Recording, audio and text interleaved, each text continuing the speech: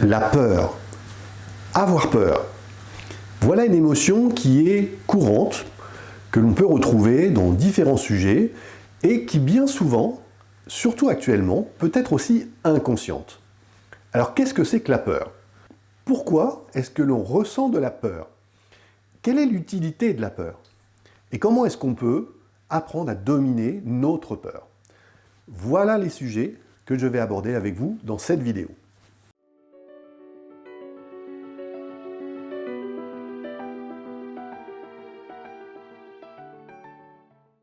Ressentir ou avoir peur.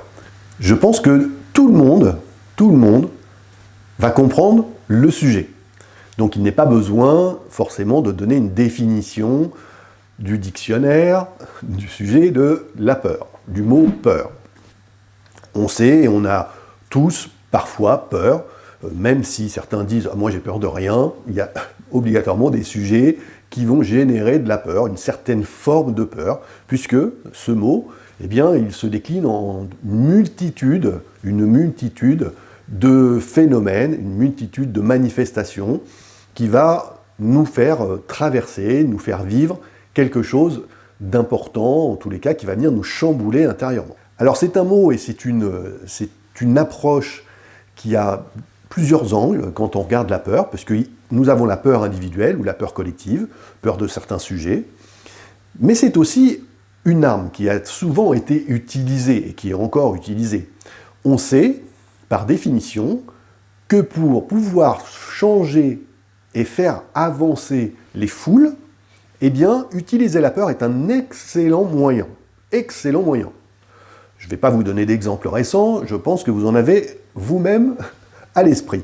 On utilise le support peur pour faire en sorte que la masse, la foule, puisse aller dans une direction voulue, et on essaye de le faire subtilement en habillant les choses de façon à faire penser que, en réalité, la peur que l'on ressent, on est protégé, c'est pour notre bien si on fait les choses, etc., etc. Donc, c'est aussi un système de manipulation, on va utiliser le mot, qui est extrêmement efficace et qui a fonctionné depuis des centaines d'années. Regardez vraiment dans l'histoire. La peur générait le respect, générait le pouvoir, générait énormément de choses. Et donc c'est ancré dans l'être humain depuis toujours, la peur. Depuis toujours. Parce que je vous parle de l'histoire, mais on peut remonter réellement jusqu'aux premiers hommes qui, eux-mêmes, eh bien, avaient des peurs et avaient un système de gestion de la peur qui était certes différent, mais qui, pour autant, avait ce système de peur. Pourquoi? Eh bien, tout simplement parce que dans notre cerveau, eh bien, nous avons ce qu'on appelle, vous avez tous entendu parler, du cerveau reptilien. Et le cerveau reptilien, c'est lui qui est, on va dire, c'est son job principal, c'est de nous protéger des dangers, et donc de générer des sensations qui peuvent être ces sensations de peur, pour nous prévenir d'un danger, et donc faire en sorte que l'on mette en place et que l'on développe en nous un système d'autodéfense qui va faire en sorte que l'on ne va pas aller vers ce danger, voire qu'on va le fuir. Donc, c'est quelque chose de naturel, la peur. C'est quelque chose qu'on a depuis notre origine humaine, avec le cerveau reptilien, qui, son premier leitmotiv, c'est la survie, et donc la peur de manquer, ou la peur de ne pas avoir, ou la peur de ne pas pouvoir se nourrir, ou de ne pas pouvoir se reproduire, eh bien, génère une peur qui fait qu'on va mettre des systèmes en place pour pouvoir aller à l'encontre de cela. Donc c'est quelque chose d'utile.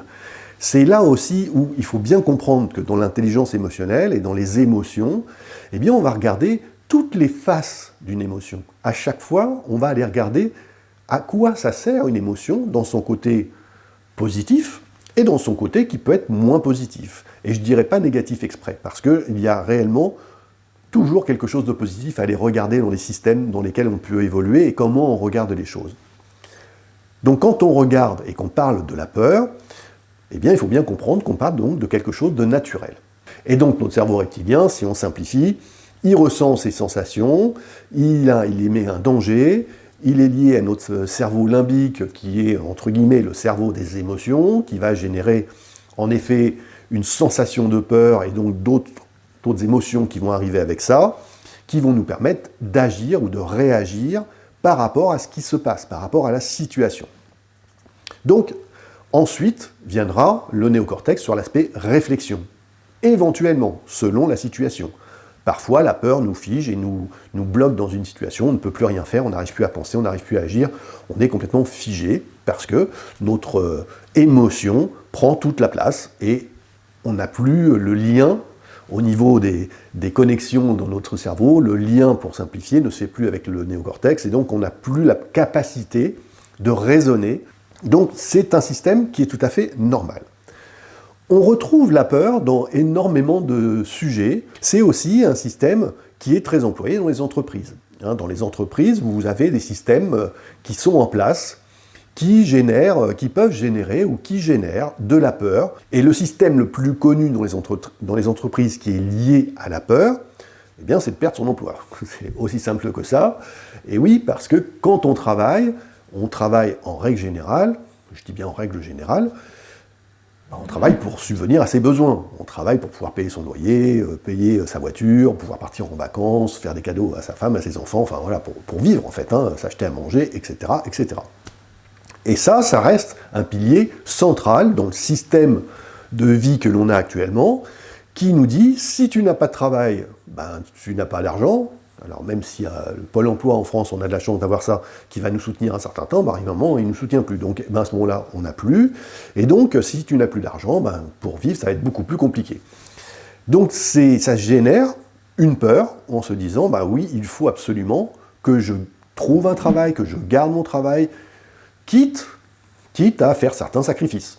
Donc, cette peur inconsciente et consciente qui est là, va nous amener parfois, et malheureusement, et ça s'entend, encore une fois, il n'y a pas de critique dans le sujet, à accepter de faire des compromis avec nos valeurs, avec les choses qui sont profondes en nous, avec notre humanité, avec notre façon de voir, parce qu'on ne veut pas se mettre en danger, parce qu'on pense que si on ne va pas dans le sens qu'on nous demande d'aller au niveau de l'entreprise, si on n'accepte pas de suivre ce sens, la sanction, c'est qu'on risque de perdre son emploi. Et c'est une réalité. C'est une réalité, je l'ai vécu pas mal de fois, parce que j'ai toujours cherché à respecter mes valeurs et donc apporter les choses au niveau factuel quand les choses n'allaient pas, en exprimant mon désaccord d'une façon tout à fait respectueuse, factuelle toujours, et constructive, toujours en apportant d'autres aspects.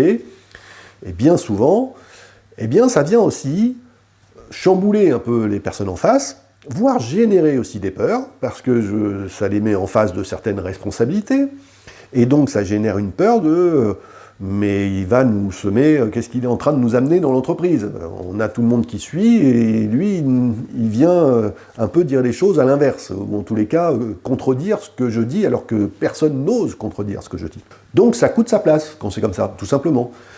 Mais là aussi, c'est une question de point de vue, et puis de se dire, est-ce que j'accepte de sacrifier certaines choses pour respecter des principes qui génèrent de la peur chez moi et qui ont des conséquences chez moi, à l'intérieur, qui peuvent être un petit peu difficiles, c'est-à-dire du stress, de l'énervement, de la colère, de la rancune, de la tristesse, de l'abattement, de la fatigue, voilà, plein de choses, parce que je ne suis pas en adéquation avec les choses, mais que je ne veux pas le dire, et que je n'ose pas le dire, parce que j'ai peur de perdre mon poste. C'est une vraie question à se poser. Et j'entends qu'on fasse ce choix, parce que, il faut vivre, voilà, tout simplement. Donc le sujet, c'est pas de regarder éventuellement la peur de chacun, c'est de se dire comment on peut faire avancer ce système. Comment on peut utiliser cette peur pour pouvoir la rendre positive et constructive pour tout le monde. Une des pistes à suivre, c'est déjà de comprendre que la peur est naturelle, qu'elle fait partie de nous, et qu'elle est absolument individuelle aussi dans notre ressenti, que tout le monde n'a pas peur des mêmes choses et de la même façon, et que même si on emploie le même mot « peur », il peut avoir une définition très différente en fonction de chaque personne. Donc c'est regarder cela, et puis de mesurer quel est le prix à payer pour soi si on accepte d'aller dans cette direction. C'est-à-dire que j'accepte d'avoir peur, et j'accepte de suivre la peur, c'est-à-dire de ne plus me suivre moi, mais de suivre la peur. D'accepter ce qu'elle m'impose, en fait. Il faut que ça soit OK. Mais il faut que ça soit OK de façon à ce que, même si c'est quelque chose qui génère en vous a des choses qui peuvent être difficiles à supporter en termes d'émotion, ou, comme on dit, difficiles quand je me regarde dans la glace.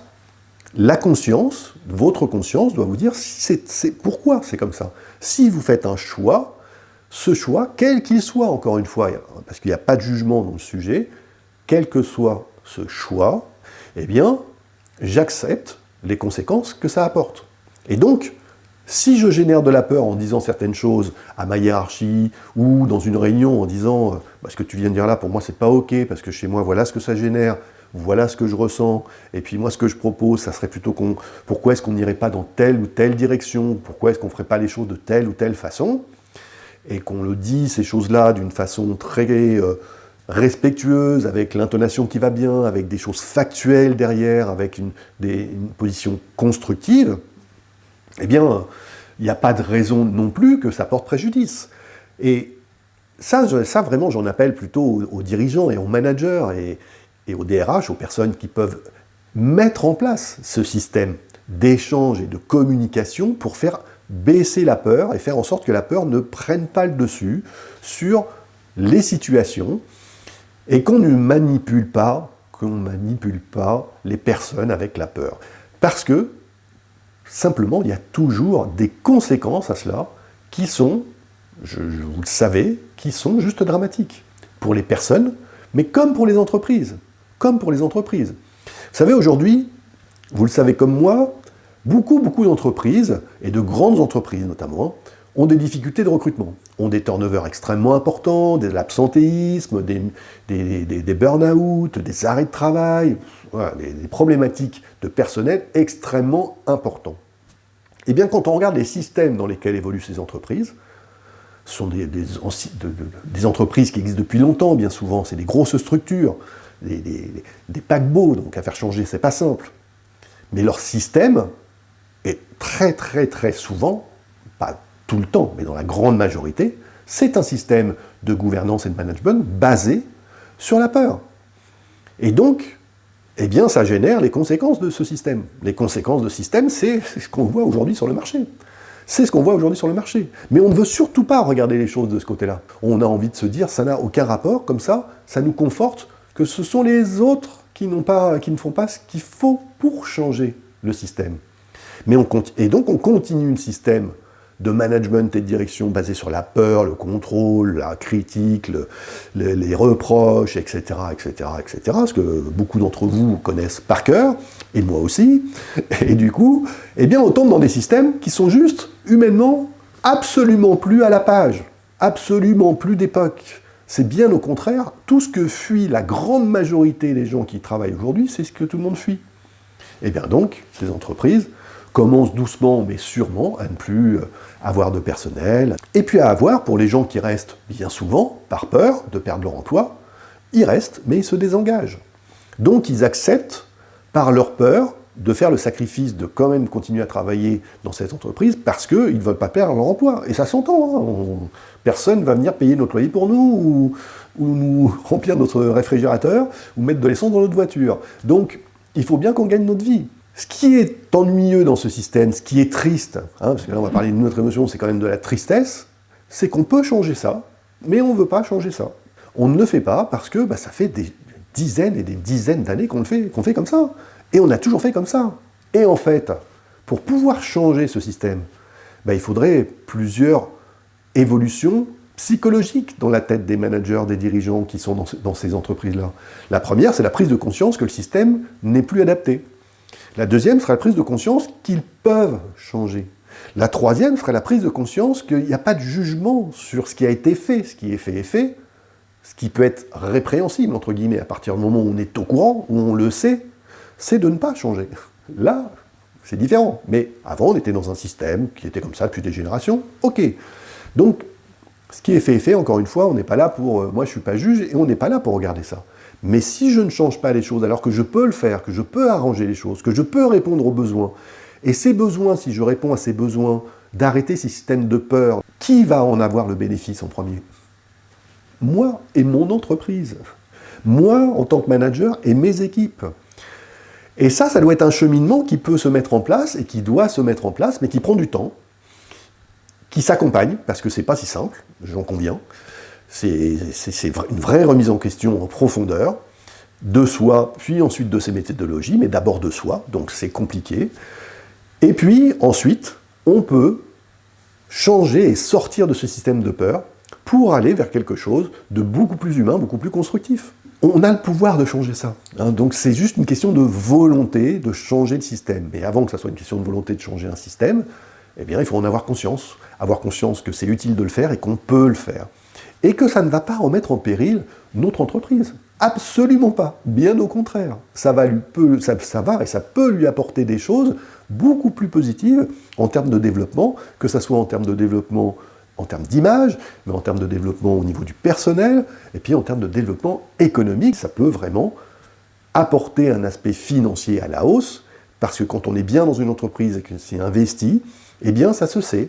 Quand on est dans une entreprise qui respecte réellement ses valeurs, qui les fait vivre, qui les met en place, et qui les respecte, et que c'est pas juste une image, eh bien ça se sait. Ça se sait. Et puis du coup ça génère de l'attractivité. Donc c'est tout un système que l'on peut apprendre à changer pour sortir de la peur et aller vers quelque chose de beaucoup plus serein, qui sera d'abord bénéfique, comme toujours, pour nous.